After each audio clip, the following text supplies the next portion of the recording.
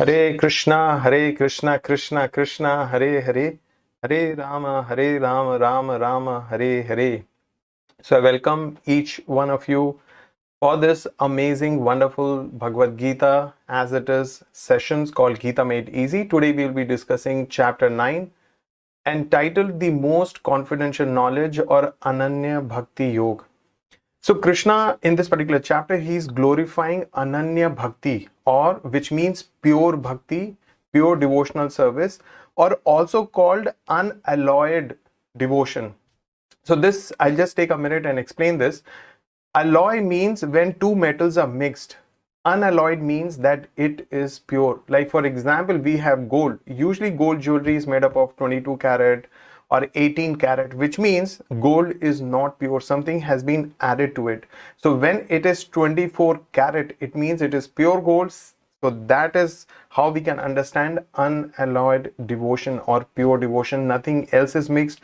There is only one single desire, that I want to please the Lord. I want to serve the Lord. I do not have any ulterior motive in that. So we will also notice that in all the previous chapters, Arjun was asking some question, but here Krishna spontaneously begins to speak or continues to speak. So that is how Krishna is explaining, because Krishna is also very ecstatic explaining about Ananya Bhakti or this most confidential knowledge. And there is also a natural change. You would have noticed that in the beginning, like if you look at the first chapter, there was some description of the battlefield, and then subsequently there was a description of that we are not this body, we are spirit, soul, the living entities. And there was a lot of discussion about Karma Yoga, Gyan Yoga, Ashtang Yoga, liberation. But beginning from 7th chapter, Krishna started talking about himself, his opulences. So that is what we need to understand. And here Krishna actually comes to a point where he is going to reveal the most confidential knowledge. So sometimes people do not accept Krishna as the Supreme Lord. They criticize. But we'll see that what is the great wisdom hidden. It is surprising. It is most confidential knowledge. Anybody and anybody can read this, but knowledge will not reveal itself because there's a qualification which is required. But before we begin, I'll offer my respectful obeisances to my preeminent Siksha Guru, Srila Prabhupada. Nama Om Vishnu Padaya Krishna Preshthaya Bhutale Srimate Bhakti Vedanta Swami Nitinamine Namaste Saraswate Deve Gauravani Pracharine Nirvishesha Shunyavadi Paschatya Desha Tarine. So tip for taking the full advantage of this course. This is very important. We have been talking about this. Live Bhagavad Gita. Now we are really moving with this particular 9th chapter. We will be completing half of Bhagavad Gita. So there are a lot of life lessons that we did. Krishna has revealed so many life changing and life enhancing principles. So we need to implement those principles in our lives. So then we can live Gita life. We have this amazing website called StudyGita.com. So if you're developing that interest in knowing more, in studying more Bhagavad Gita, then that is the place that you need to visit. There are many courses, detailed courses also available about Bhagavad Gita. So that's one place which you can do at your own time. Self-paced courses are there. And I'm sure that you're taking down notes and attending the quizzes. The link to the course is given in the description box of this particular video. You can check it out. If you want to receive regular notifications about our courses, that is the number that you need to get in touch with on WhatsApp. So before we continue, we'll look at chapter 8. It begins with Arjuna's questions. So there are many questions that Arjuna asked. The best question among them was how to attain Krishna. And then Krishna talks about that the way to attain him is to remember him at the time of death, the final exam. So when to prepare, death can come at any time. So we have to be prepared. What is the syllabus, how to prepare, and the result. So that is discussed in verses number 5 to 8. And then attaining the Supreme, Krishna gets into more details from verse 9 to 22. How to attain the Supreme is we have to practice devotional service. Why to attain the Supreme? Because that is the best, that is the highest. And what do we attain? We attain the freedom from Dukhalayam Ashashvatam. This material world is temporary and it is full of miseries. Krishna talks about that, those two very powerful words, and we saw that there are the four miseries of this material world, which nobody is free from: the birth, the death, the old age, and the disease. And finally, Krishna talks about in the last section of chapter 8, pure devotional service is best, verse 23 to 28, where there's a discussion of the other yogic processes, but among them, the pure devotion is the highest. And we also discuss the Yoga Dharma, the process of chanting Hare Krishna Mahamantra. So we will proceed. The key learnings of chapter 9. 1. Krishna is inconceivable, which means he's beyond our mind and intelligence. He's unthinkable and beyond comprehension. So how do we know him? Well, Krishna will reveal, and that's how we can understand if we have faith and we are not envious. How does Krishna reciprocates with his devotees? That's the second point that we're going to see, and why to perform devotional service. So I welcome you all to chapter 9. Now, we know that in nature, the pearls are in a seashell. So there is a shell at the bottom, shell at the top, and the pearl is in the middle, and that is how chapter 9 is glorified. This is the pearl of Bhagavad Gita. Or for example, we have a jewel box. So a jewel box has a bottom base, a top lid, and the jewels are in the middle.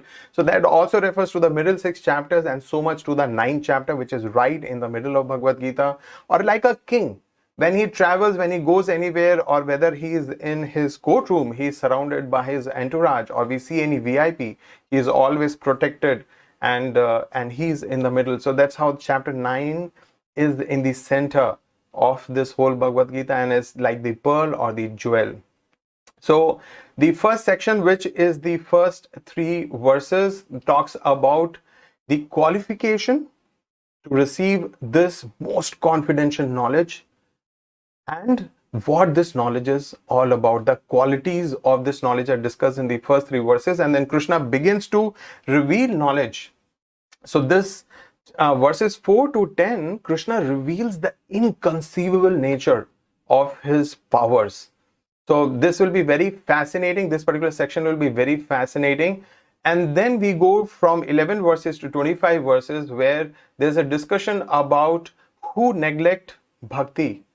So this is very surprising. If one really understands and knows the inconceivable, the unimaginable powers, the astounding powers of the Lord, would there be still someone who would neglect bhakti, who would not worship the Supreme Lord? When there is a discussion of that there, and also the discussion of devotees who do not neglect bhakti. And finally, the last section is 26 to 34th verse, the glories of devotional service, how Krishna reciprocates and protects his devotees. So that is the wonderful last section of this chapter.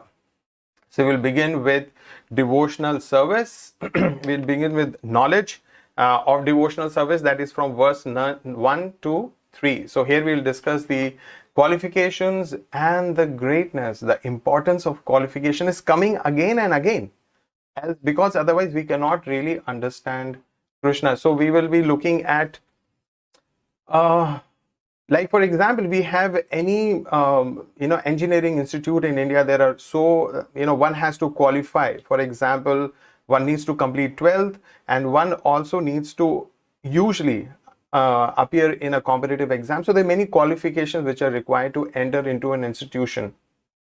Similarly, to understand this most confidential knowledge, Krishna talks about 2 qualifications, and this is discussed in the verse 1 and the verse 3.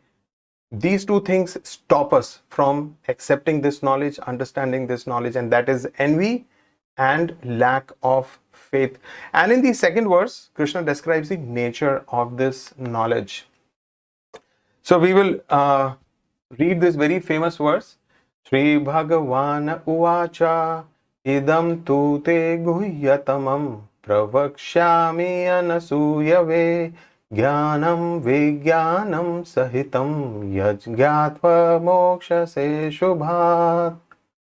The Supreme Personality of Godhead said, Shri Bhagavan Uvacha, my dear Arjun, Because you are never envious of me, I shall impart to you this most confidential knowledge and realization, knowing which you shall be relieved of the miseries of material existence. So Krishna is telling why he's revealing this knowledge to Arjun. Why? Because Arjun is completely free from envy.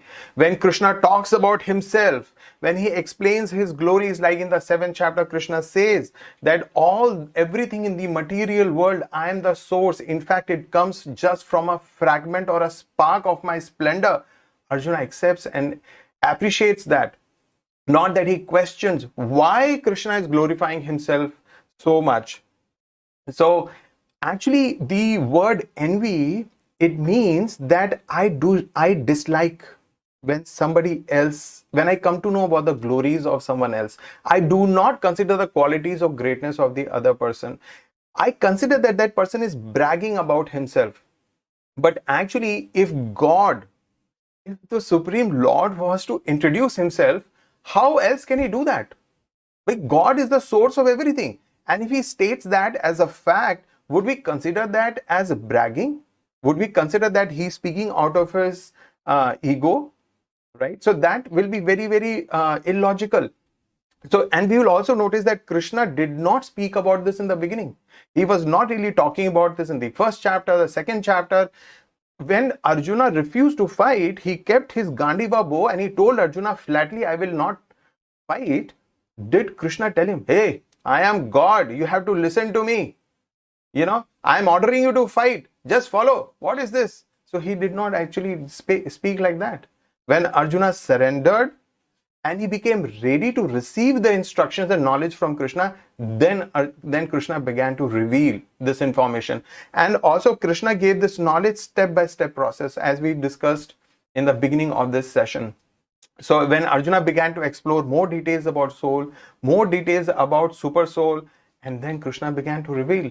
So for example, I'm just taking a hypothetical situation. So if you were to meet a white American and he says that I am Biden, and then you say, okay, I don't know you, I don't know any Biden, and he starts telling that I manage the biggest economy in the world, I have the most advanced armed forces on this planet, I run the wealthiest country in this on this planet. So what do you say? This person is bragging. But if Mr. Biden is the president of United States of America, and when we come to know about that, then actually Biden is not really bragging. He's just stating the facts. So that's how Krishna, it's just a crude example, but for that to understand that if God has to explain about himself, he'll just speak these things as a matter of fact. So knowledge and its deep understanding is revealed to those who are non-envious. So, and what is the benediction that comes with this? That I shall impart to you this most confidential knowledge and realization, knowing which you shall be relieved from the miseries of material existence. Yaj gyatva moksha se shubhat, you will be liberated from all ashubh things, from all inauspicious things, from all the miseries of this material world. So that is the glories of this particular knowledge that Krishna is talking about. And of course, in the third verse, Krishna talks about faith, that one has to have faith. If one does not have faith, then why are we listening to Bhagavad Gita? Why are we listening to Krishna if we don't have faith? So this is a very important life lesson. If you envy, you lose. If you doubt, you lose. Good things in life happen with love and faith.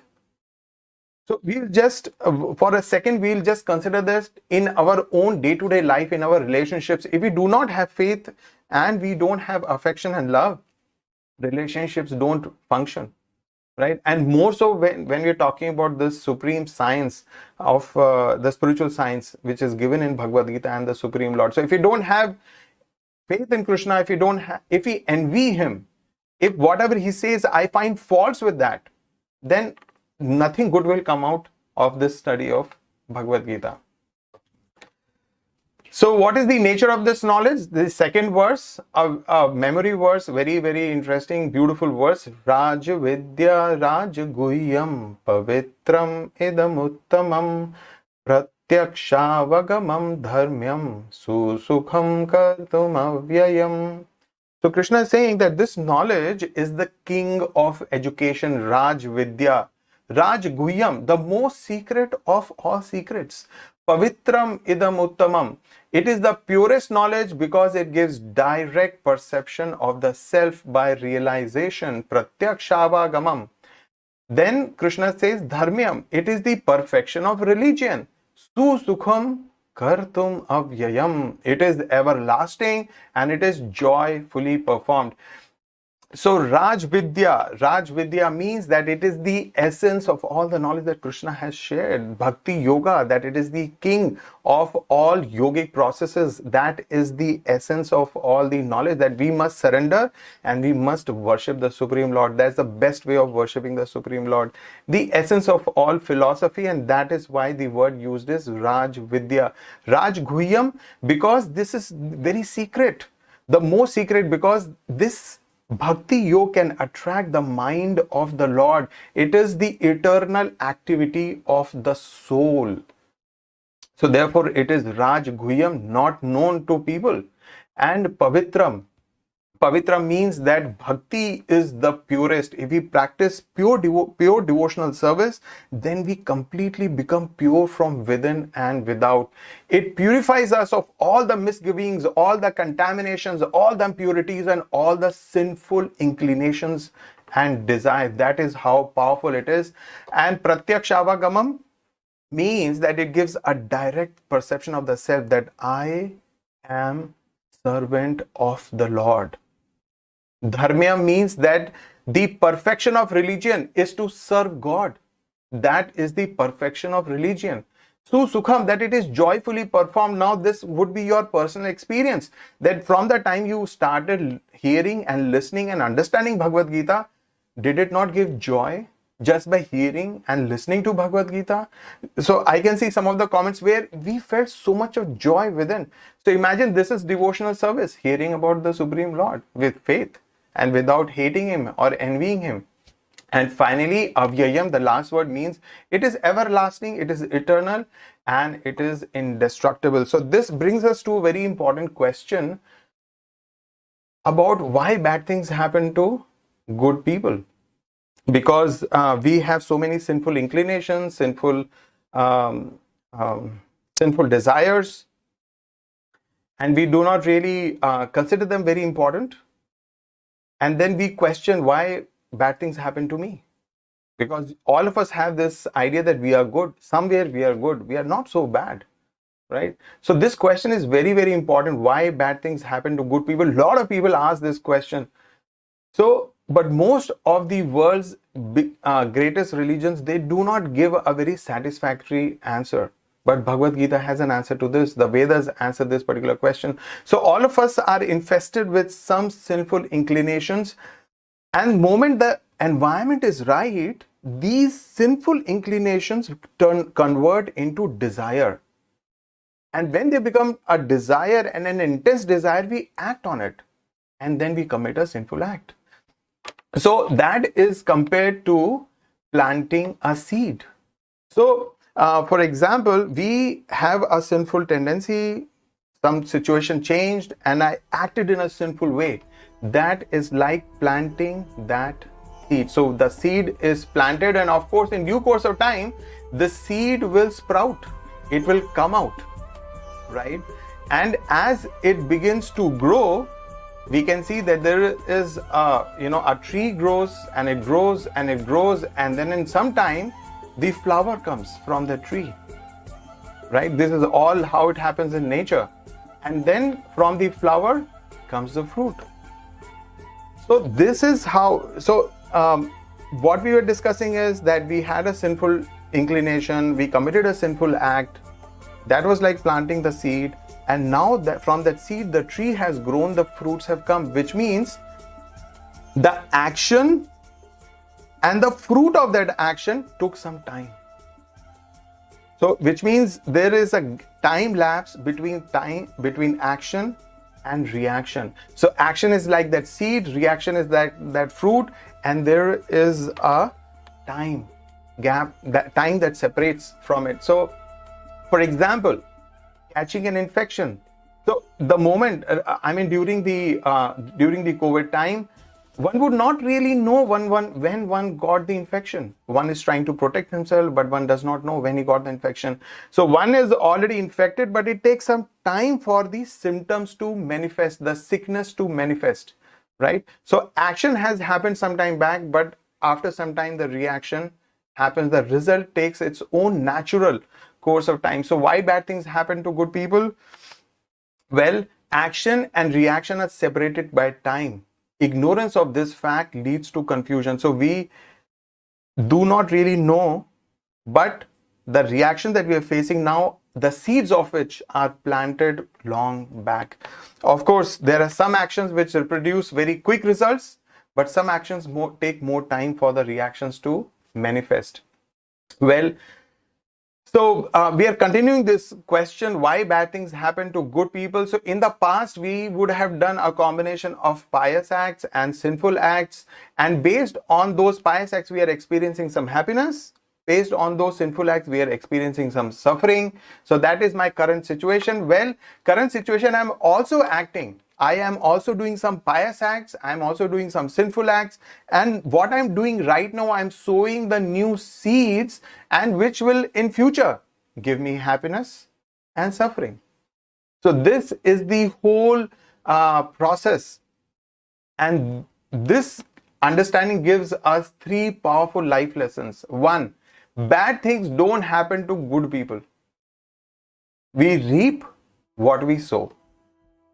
So this question is illogical. Why bad things happen to good people? Well, what we did is what we get. So that is a very important thing for us to understand. Second, we should struggle. We should control and give up those sinful tendencies. They are like poisonous snakes, always dangerous, even if it is asleep. If there is a poisonous snake which is sleeping, it is still very, very dangerous, and we should be very careful. Anytime it can wake up and will bite us. So therefore, we must check our sinful tendencies even before they convert into sinful desires. And Krishna consciousness, it stops, it destroys the reactionary chain of our previous karmas. So whatever incessant reactions we are facing, good and bad, Krishna consciousness is the one that stops and destroys the reactionary chain. So that is why it's considered to be the most powerful method. The Bhakti Yoga is considered to be the most powerful method. So now we will move into the second section about how inconceivable Lord is. This is the knowledge which has been glorified in the first 3 verses, especially the second verse. So from 4 to 10, this is what Krishna will be talking about. So inconceivable means that it is unthinkable and it is unimaginable. It is beyond our mind and intelligence, and we cannot use mind intelligence to just come up about, think about the Supreme Lord on our own. So just to explain this word inconceivable, if you were to look out of the window, we can see that the clouds are moving, we can see that the leaves are quivering, the branch is moving, and the tree may be gently swaying. So we understand, oh, there is some wind. And if we step out, of course, we can feel the wind, the movement of the wind on our skin. So which means we cannot directly see the wind or the air, but we can perceive that it is moving through whatever is happening around.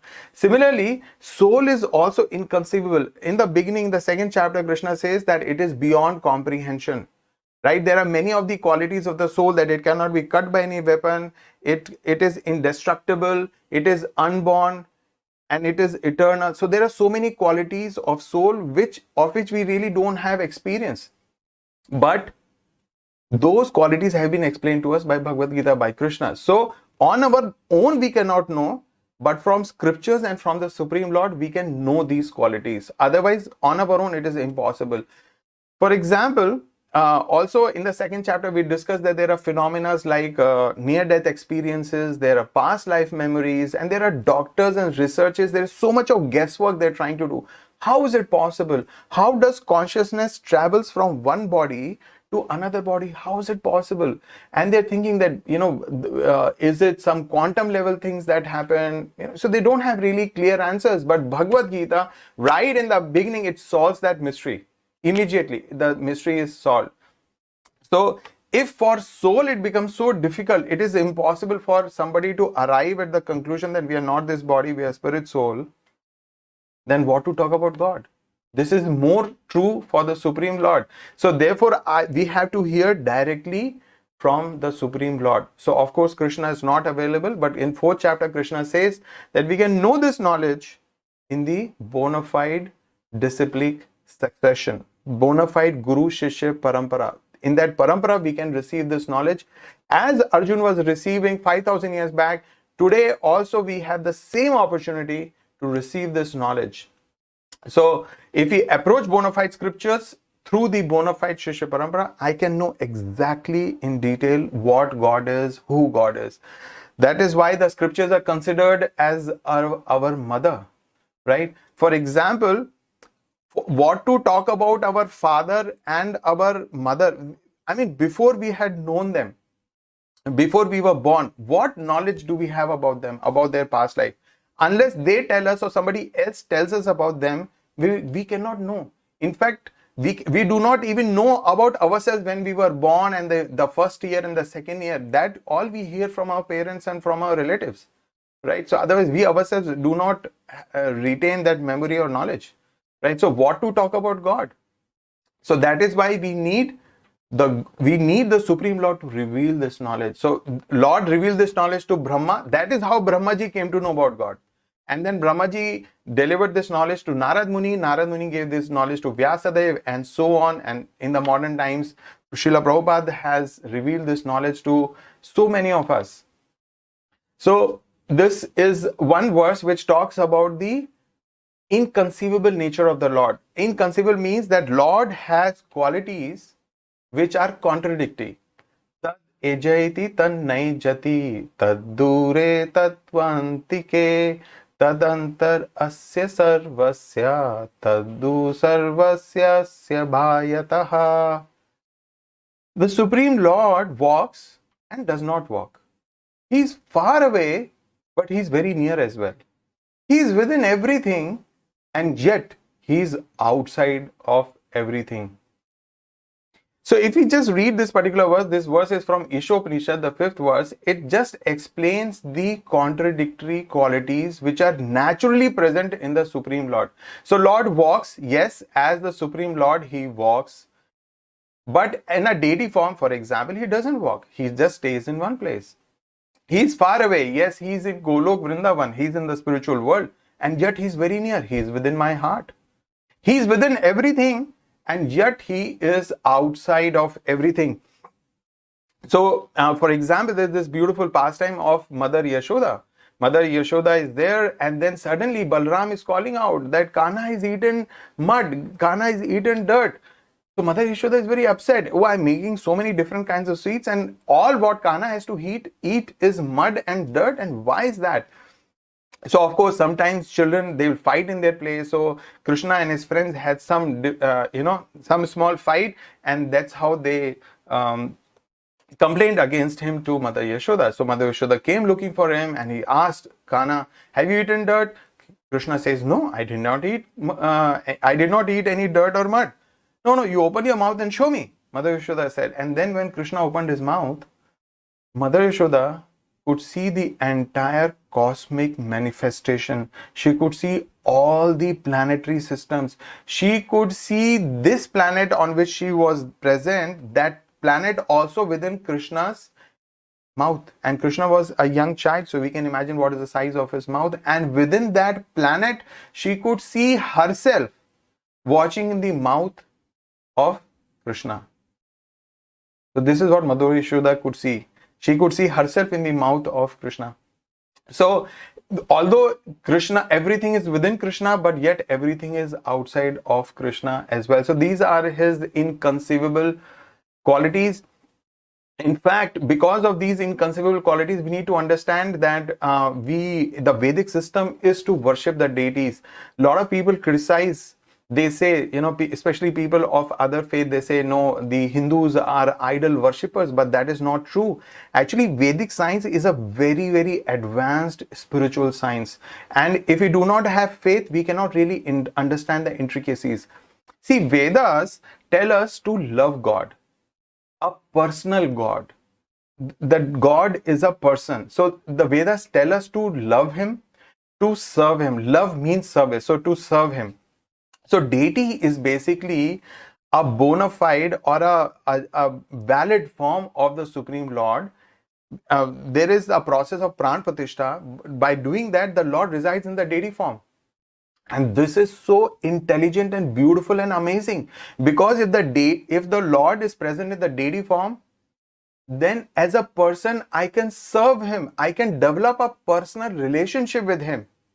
I can offer Him beautiful dress. I can dress Him up. I can offer Him beautiful garlands. I can offer Him tulasi. I can offer Him water. I can offer Him wonderful bhoga. I can offer Him arati, and I will develop such a wonderful, intimate, personal, loving relationship with Him. So that is why deity worship is such an important part of the Vedic or the Hindu understanding, that how we can develop a personal relationship with the Supreme Lord.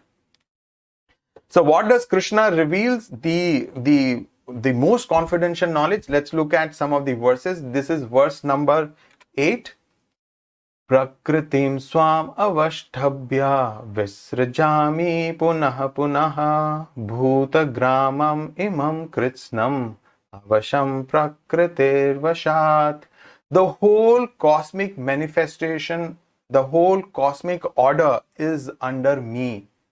Under my will, it is automatically manifested again and again. And under my will, it is annihilated at the end. So we see that Krishna is using this word, my will, under my will. So Krishna is the Supreme Lord. Everything happens just by His will.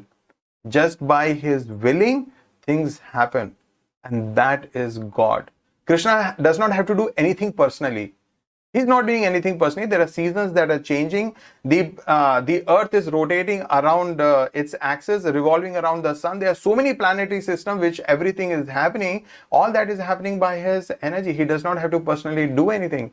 But we cannot do. We cannot just simply sit back and will that something will happen. We'll be called daydreamer. But then we can also understand from another crude example that if you look at some big businessman, some big businessman like Ambani's, Tata's, Birla's in India. So it is not that they have to personally be present in each of their factories and industries for it to work. It is just by their instructions that things happen. So from that we can understand that how much more it is true for the Supreme Lord. And let's look at this another beautiful verse. Maya dhakshena prakriti suyate sa characharam hetunanena kaunteya jagad viprivartate. This material nature, which is one of my energies, is working under my direction, O son of Kunti, producing all moving and non-moving beings under its rule. This manifestation is created and annihilated again and again. So Krishna is making a point here that this material nature is just one of my energies. I have many, many energies, and one of them is material nature, and it is producing all the living entities, the moving, non-moving living entities, all of them are produced by this material nature.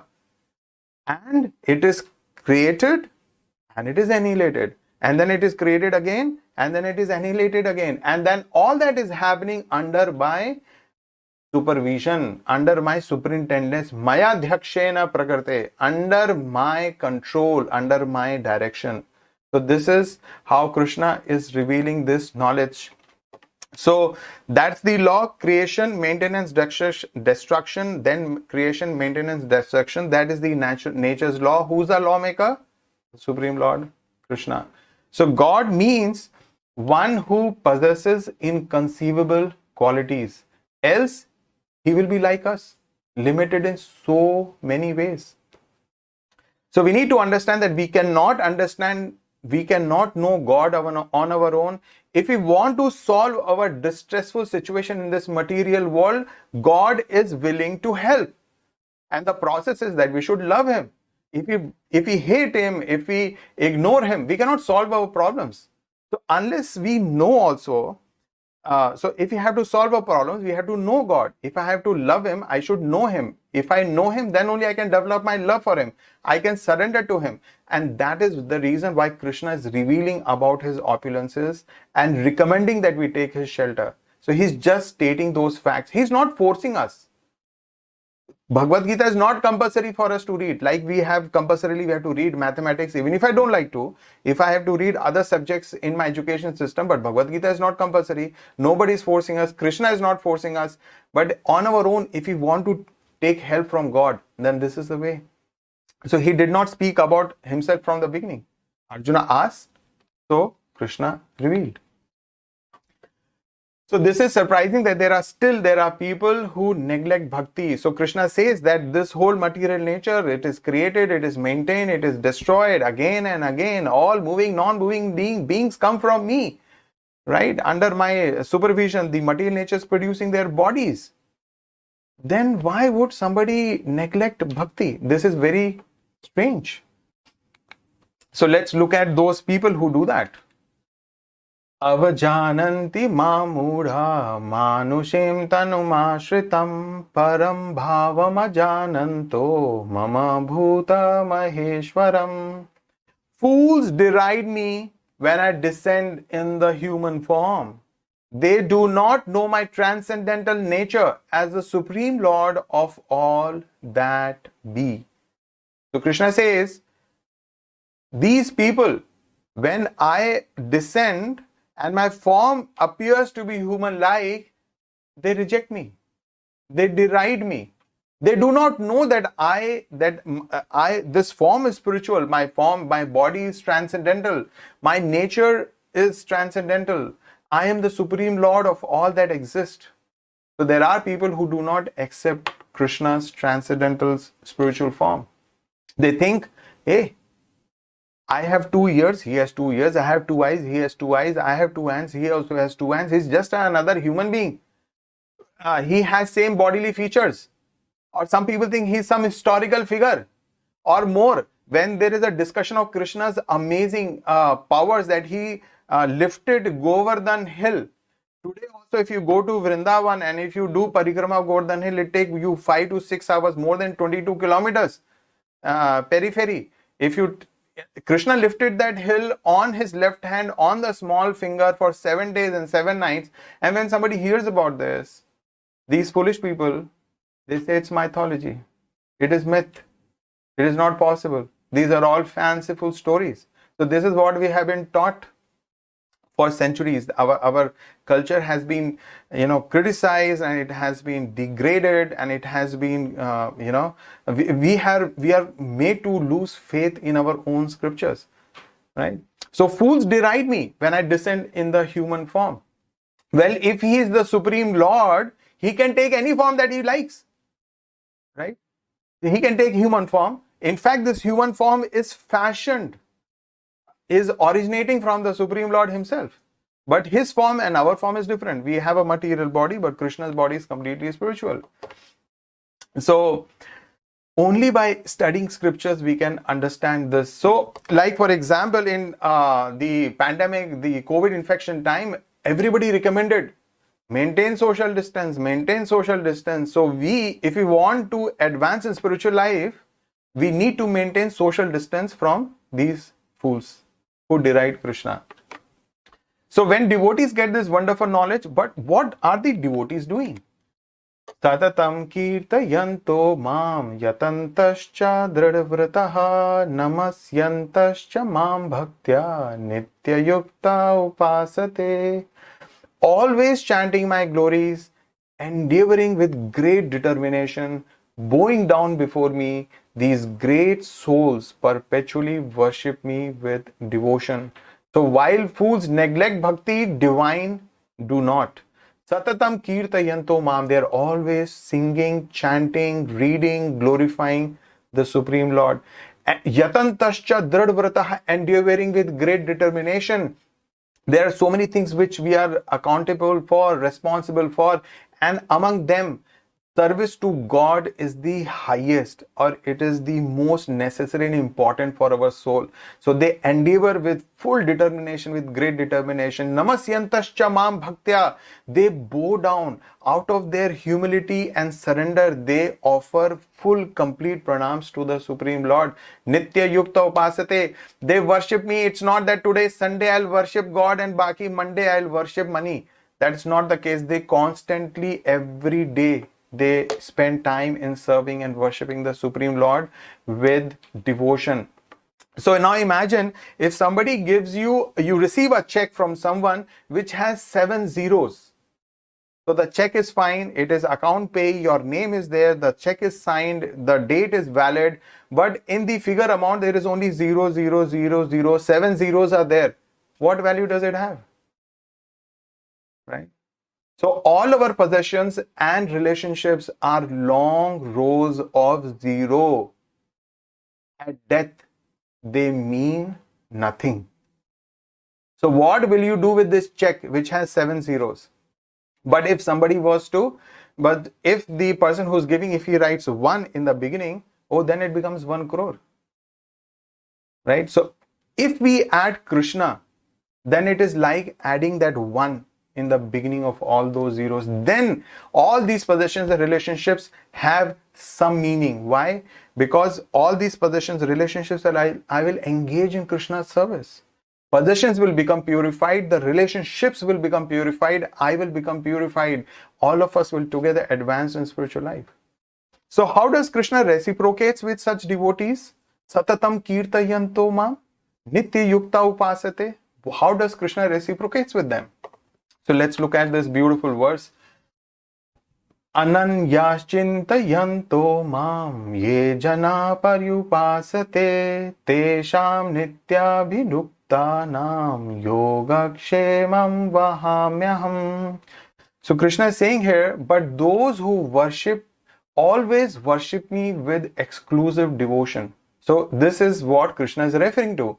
Ananyaschintayanto mam. Those who are always worshipping me with exclusive devotion, meditating on my transcendental form, they understand that Krishna has supreme beautiful form and they're meditating on that. What does Krishna do for them? Yoga kshemam vahamyaham. To them I carry what they lack and I preserve what they have. So this is how Krishna reciprocates. So like a father, conventionally, traditionally a father, or now a parent who's working, who's, gathering the resources, doing the job or the business and maintaining the family. So like the father feels for the family, similarly the Lord feels for the devotee, that this devotee is dependent on me and I must serve him, I must maintain him, whatever he likes I should give him. So like a father does, similarly the Lord also does. Although the devotee is not doing this ananya bhakti, satatam kirtayamanto mam, so he is always worshipping God. Okay, God, I am worshipping you since morning, now already 8 hours over, now please I want this, I want this, I want this. No, the pure devotee does not have any shopping list with God.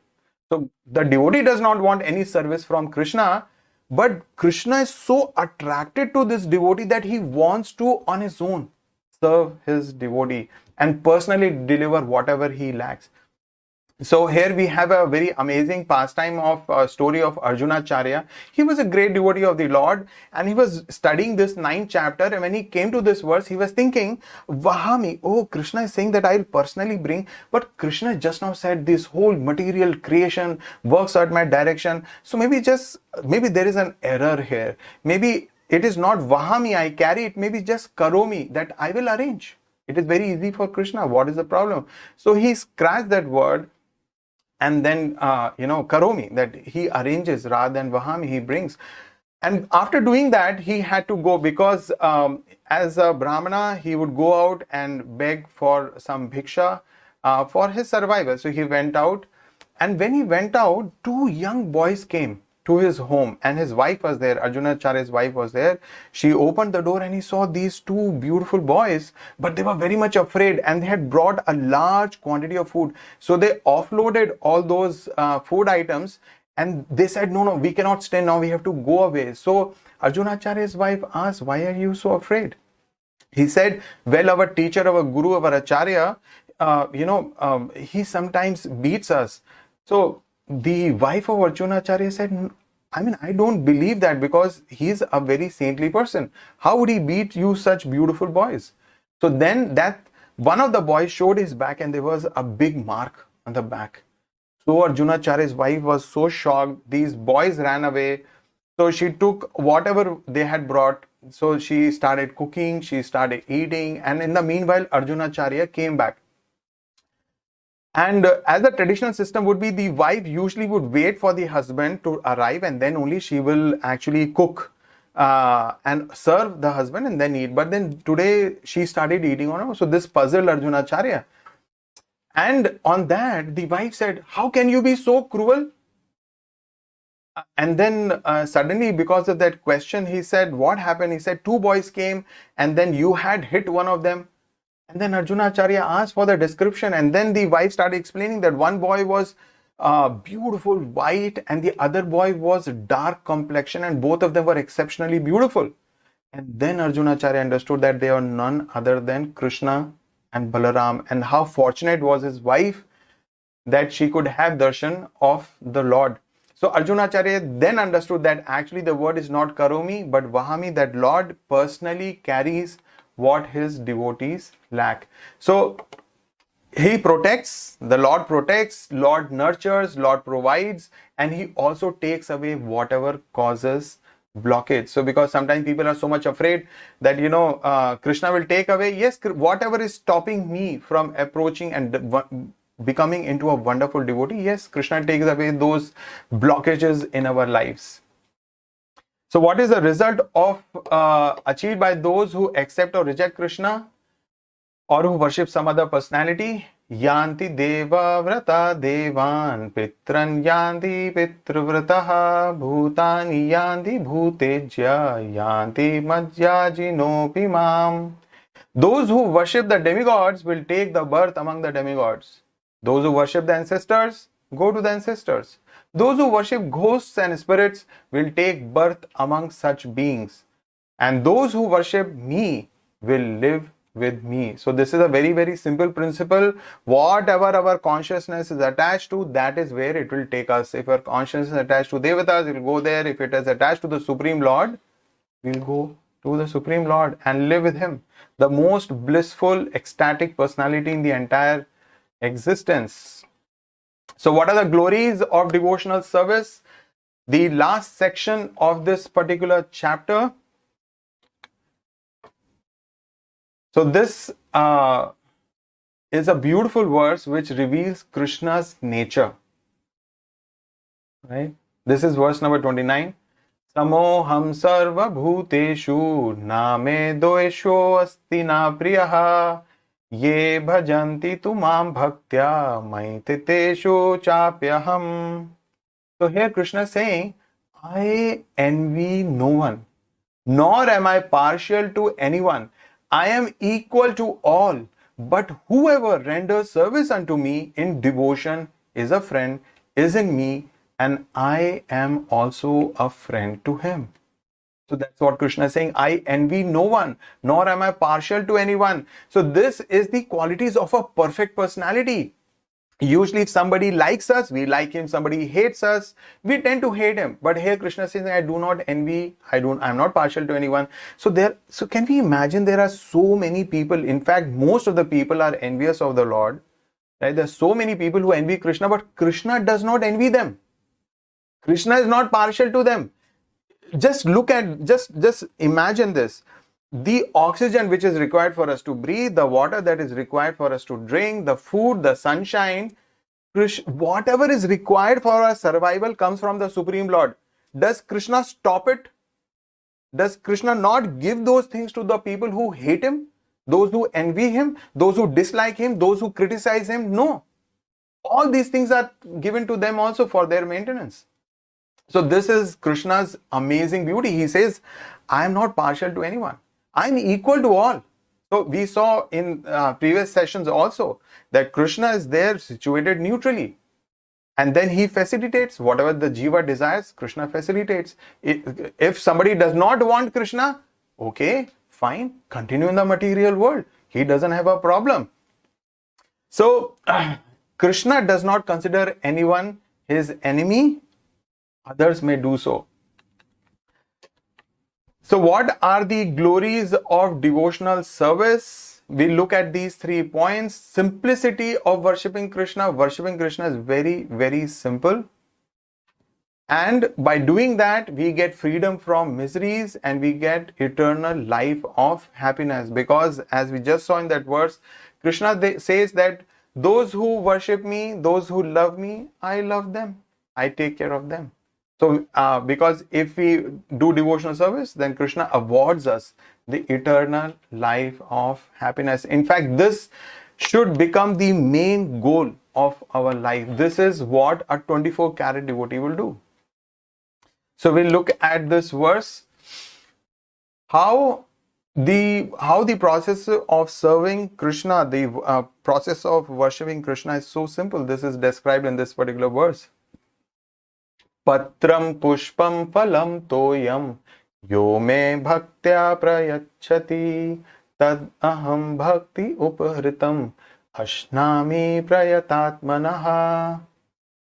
If one offers me with love and devotion a leaf, a flower, a fruit or water, I will accept it. So Krishna says here, Patram pushpam phalam toyam. Patram leaf, pushpam flower, phalam fruit, toyam water. If somebody offers me with bhakti, with devotion, and if you notice that Krishna uses this word in the second and the third line twice.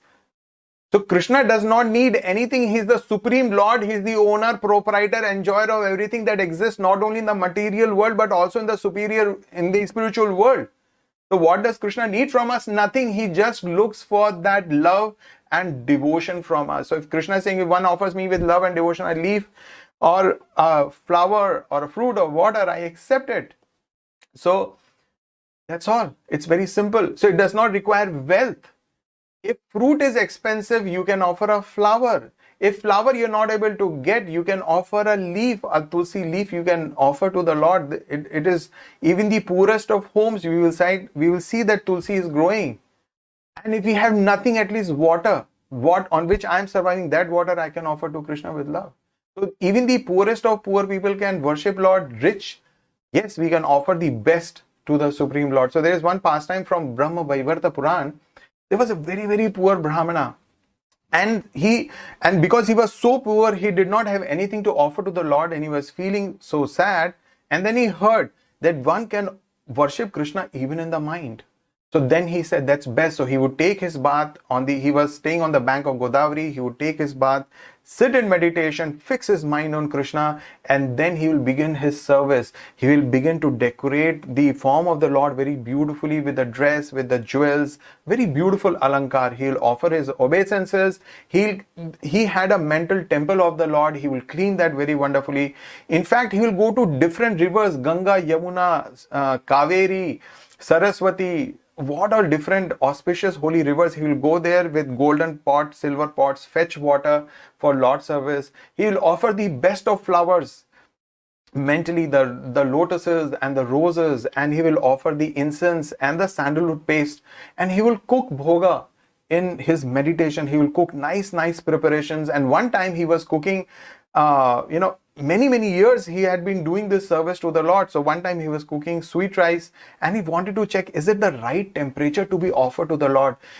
Is it not too hot? So let me just check. So this is all happening mental service. Mentally he's offering this service to the Lord. So he put his finger, but his finger got burnt. And that broke his meditation. He saw, my finger is burnt. And that was the time when Lord started laughing.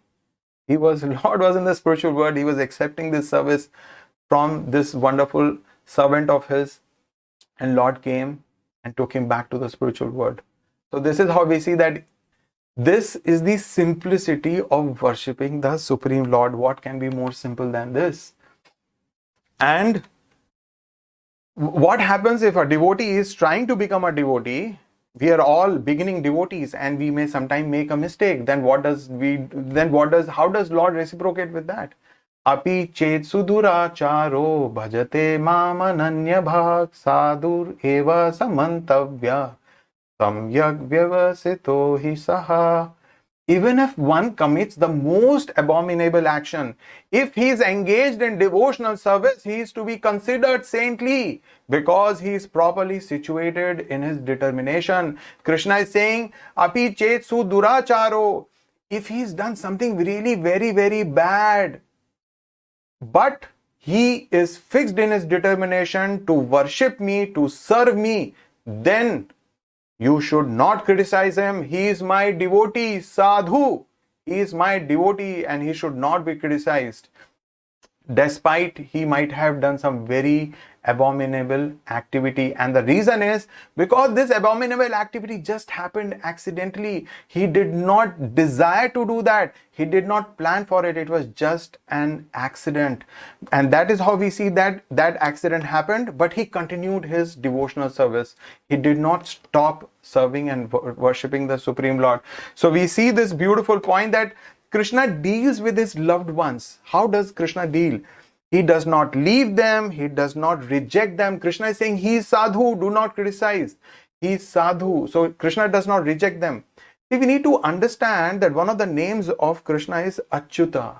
Achyut, which means he is infallible. So his love for us is also infallible. He never fails in his affection for us.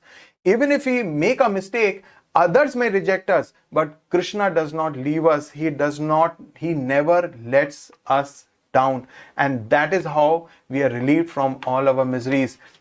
So when we serve the Lord, when we worship the Lord with all our heart and soul, consistently, regularly, with a very, very determined way, our sinful reactions are destroyed. And not just that, our sinful inclinations are also wiped out.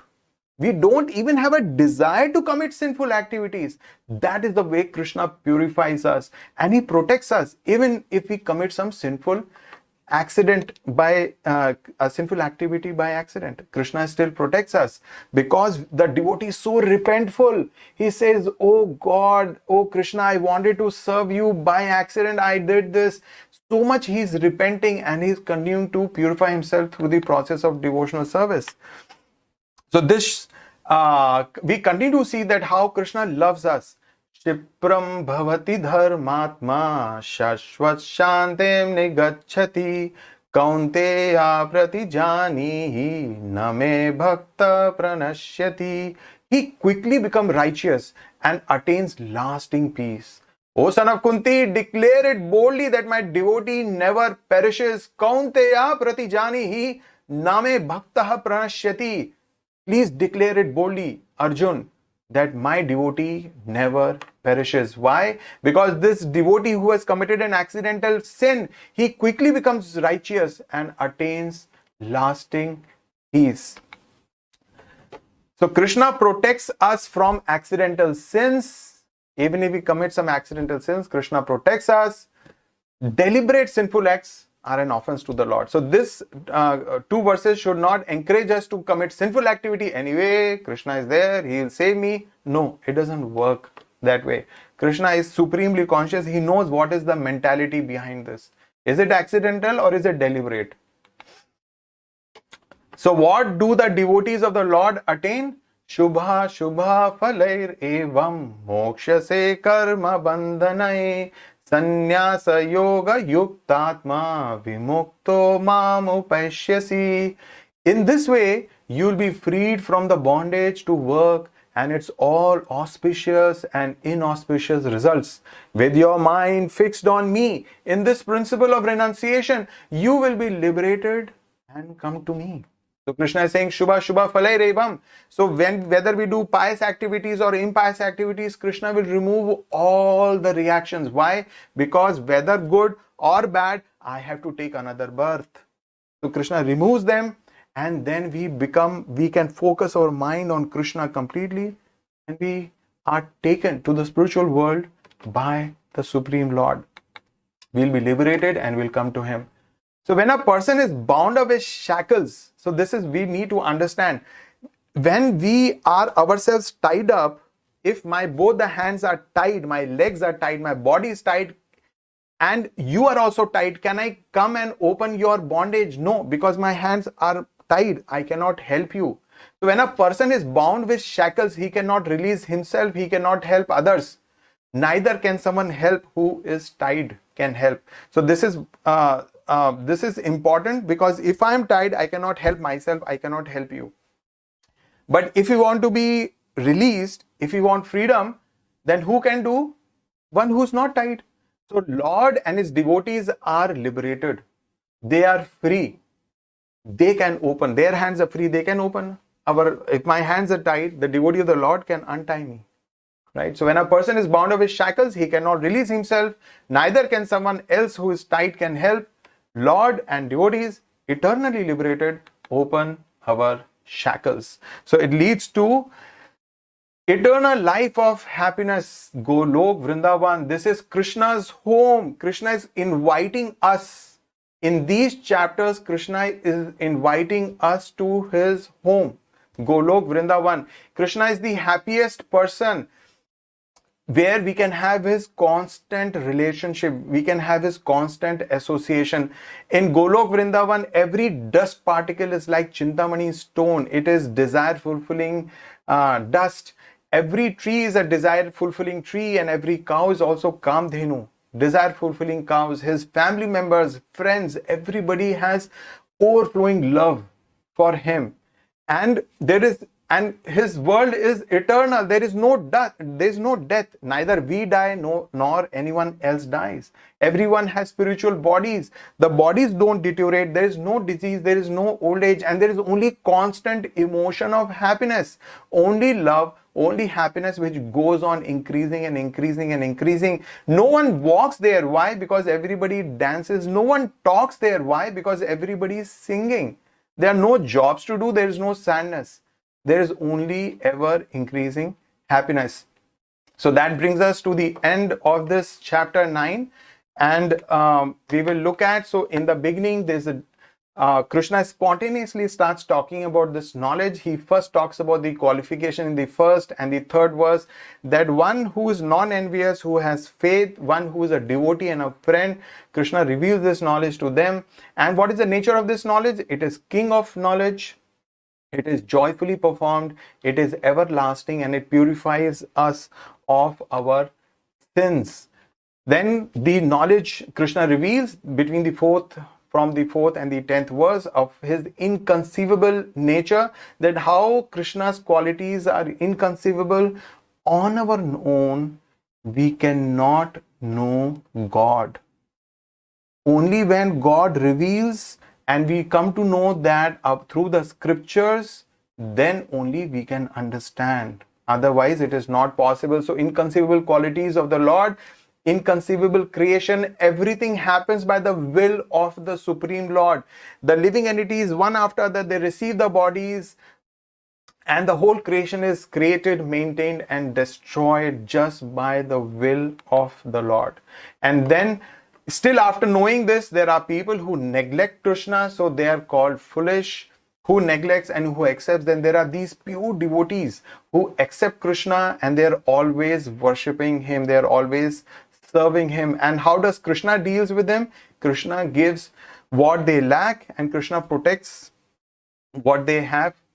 So this is how Krishna deals with them, and we saw the wonderful result of that. And finally, the last section, we saw the glories of devotional service, that to serve Krishna is so simple. Patram pushpam phalam toyam. Just offer it with devotion. Krishna does not need anything from us. He is completely full. All He is looking is for our love. The simplicity of worshipping the Lord, and this will purify us, freedom from miseries, and an eternal life of happiness. So this is what Krishna is promising. Well, the choice is in our hands. We take this offer or we leave it. That is completely up to us. So with that, we complete this wonderful chapter. I have a question for you. It's very important and very interesting. Mention one inconceivable aspect of the Supreme Lord which astonishes you the most. So write down in the comment section that one thing about the Supreme Lord which you found astonishing, which was like, wow, this is amazing. So that's a point I would like you to mention in the comment section. If you have any questions, please write down your questions. I hope some of your previous questions have been answered. And if you have more questions, please leave them in the comment section. So with that, I'd like to take your leave. Amrinder Das in the service of Srila Prabhupada and his transcendental spiritual mission is gone. Hare Krishna.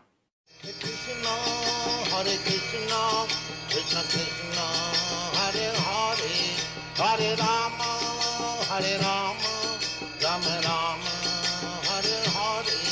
Hare Krishna, Hare Krishna, Krishna Krishna, Hare Hare, Hare Rama, Hare Rama, Rama Rama, Hare Hare. Hare Krishna, Hare Krishna, Krishna Krishna, Hare Hare, Hare Rama, Hare Rama, Rama Rama, Hare Hare.